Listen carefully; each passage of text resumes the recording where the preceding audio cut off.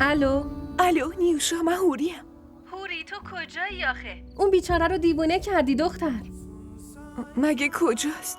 میگه کجاست؟ بیرون خونتون نشسته منتظر توه.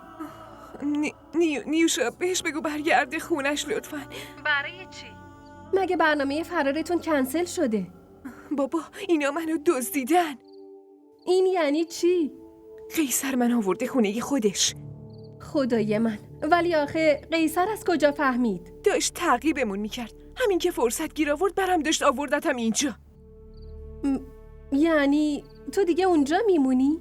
مگه دیوونه شدی نیوشا؟ دارم فردا برمیگردم. فقط به جمال بگو نه به گوشیم پیام بده نه به کسی حرف بزنه باشه. اوضاع خیلی خراب شده هوری. نه نیوشا، خیلی هم خوب شدی. من قبلا شک داشتم ولی الان مطمئن شدم. وسایلمو جمع کردی آره؟ آره 4-5 تا لباس و چیزای دیگه گذاشتم. باشه، فقط به جمال بگو دیگه راه دیگه جز فرار نداریم. باشه نیوشا، وقتی که برگردم میبینیم همو. باشه عزیزم، فعلا خداحافظ. شما واتساپ دارین؟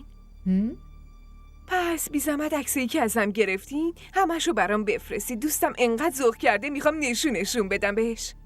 البته بلوتوث هم میتونم برات بکنم. آخه من که گوشیمو نیاوردم. گوشیت اینه دیگه.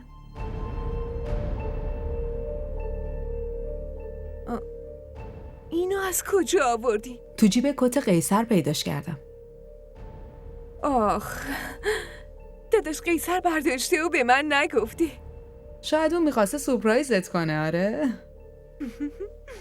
خب بذار سورپرایزت کنه دیگه. باشه میدونی یه کاری بکن، دست و صورتتو بشور منم غذا رو بیارم.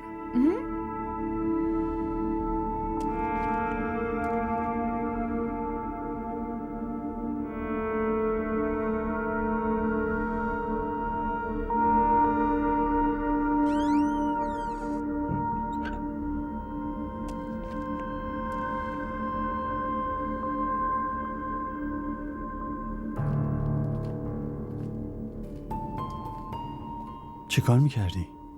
داشتم دنبال لباس برای هوری میگشتم. همینجوری پا شده از خونه اومده، حتی گوشیشو هم با خودش نیاورده. چه کار میکنه؟ خوشحاله؟ مگه چیزی میگه؟ مادر جان که ساکت بشه بقیه هم یه چیزی میگن دیگه. اونم که انقدر میره و میاد انگار قراره همه عشقشو امروز ابراز کنه. مادر جان چی؟ اون چی میگه؟ اون حرف خاصی نمیزنه. فقط همینجوری ساکت میاد و میره و کاراشو انجام میده.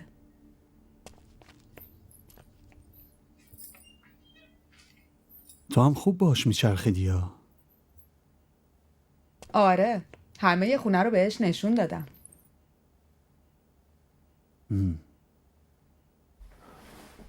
راجبه اون عکس به حرفی زدی؟ چه جوری باید میگفتم؟ خیره، چیز خاصی هم نیست. جایی که اون توش بزرگ شده دختر پسرها اینطوری با هم میرن میان. چیز خاصی نیست. تو خودت باهاش حرف زدی؟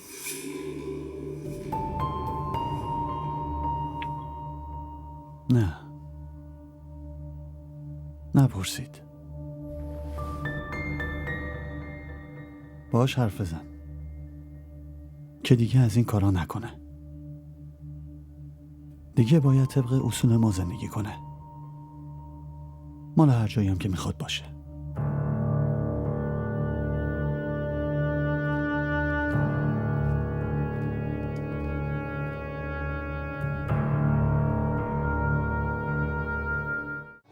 این ویدیو رو لایک کنید، کانالمون رو سابسکرایب کنید تا از سریال های جدیدمون هم آگاه باشید.